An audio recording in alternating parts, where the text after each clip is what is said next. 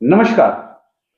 कहानी विद जगत किशोर बर्थवाल के इस नए एपिसोड में आपका सभी का अभिनंदन है। हमारे साथ हैं पंडित सुधीर चंद्र बर्थवाल जी, जो हमें अवगत कराएंगे या उस कहानी से की जानकारी देंगे कि क्यों द्रौपदी की जो साड़ी थी, जब उसका चीरहरण हुआ था, वो साड़ी कैसे बढ़ती चली गई। आइए मिलते हैं पंडित सुधीर चंद्र बर्थवाल जी से। पंडित जी, आपका बहुत बहुत अभिनंदन है और हम सब आतुर हैं उस कहानी को सुनने के लिए, क्योंकि हमने बहुत एपिसोड में देखा है उस द्रौपदी का चीरहरण होता है, वो दृश्य हम सब ने देखा है। लेकिन हाँ, वो जरूर जानना चाहेंगे कि जो साड़ी थी वो कैसे बढ़ती चली गई। हम सिर्फ इतना जानते हैं कि वो केवल जो मदद थी, जो साड़ी की मदद थी, वो कृष्ण भगवान जी ने की थी, लेकिन कैसे की थी, कृपया इसमें हमें हमारे दर्शकों को बताना चाहेंगे। नमस्कार, धन्यवाद। आप सभी फॉलोवर्स जो बर्थवाल जी के फॉलोवर्स हैं।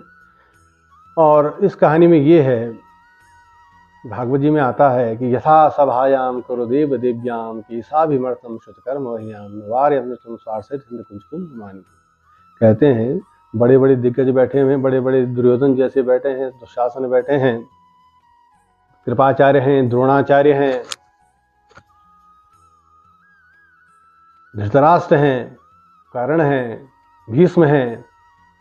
लेकिन जब उस सभा में 5 पांडवों की वो जगत जननी माँ द्रौपदी, द्रुपद राजा की कन्या को दुशासन उसके केस खींचने लगा। यथा सभायाम, उस सभा में कुरुदेव देव्याम, उनकी जो देवी थी, उसका बाल पकड़कर खींचने लगा और उसका चीरहरण करने लगा। तो कहते हैं पुण्य तो पुण्य है, पुण्य जो कर्म होते हैं उनका फल जरूर मिलता है। इस पुण्य से उस माँ की जो लाज बची द्रौपदी की, कहते हैं पूर्व काल में एक समय एक संत थे। संत ब्रह्म मुहूर्त में नदी पर स्नान करने ब्रह्म मुहूर्त पर गए। संत निर्वस्त्र रहते थे, एक लंगोटी लगाते थे, और जब स्नान कर रहे थे ब्रह्म मुहूर्त पर, तो उनकी लंगोटी स्नान के बाद बह गई। अब जब उनकी लंगोटी बह गई, संत शर्म कहो या लज्जा कहो, उस बस जल से बाहर ना आ सके। मैं कैसे जाऊं, क्योंकि लंगोटी तो बह गई, अब मैं कैसे बाहर आऊं, कोई मुझे देख न ले, यह शर्म उनके अंदर। और ये जो सब कुछ हो रहा था, इस घटना को माँ द्रौपदी दूर से इस घटना को देख रही थी, सम्मुख जा नहीं सकती थी, क्योंकि संत निर्वस्त्र थे, जल के अंदर थे। माँ को लगा कि मैं संत की कैसी मदद करूं। कहते हैं जब देखा कि कोई नहीं है, अंत में माँ द्रौपदी ने अपनी साड़ी का पल्लू फाड़ा और उस साड़ी के पल्लू को फाड़कर जल में बहा दिया जहाँ पर संत था।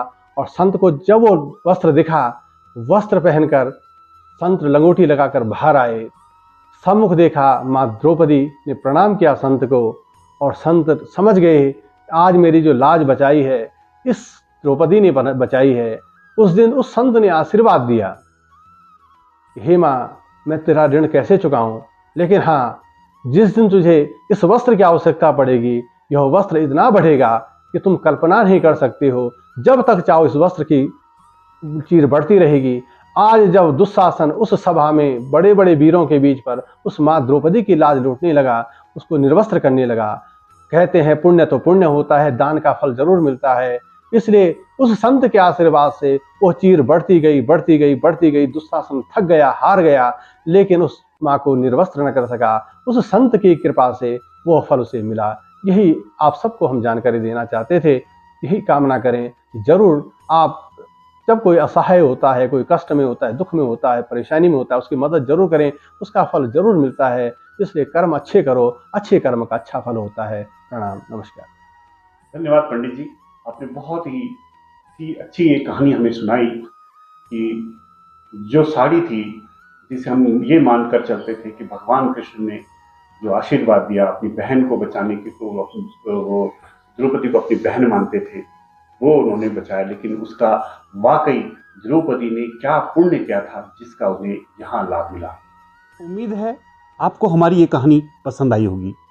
अगर आपको पसंद आई है तो कृपया लाइक कमेंट ज़रूर कीजिए और साथ ही साथ मेरे इस चैनल को सब्सक्राइब अवश्य कीजिए और अपने सगे संबंधियों से भी मेरे इस चैनल से परिचय करवाइए। धन्यवाद।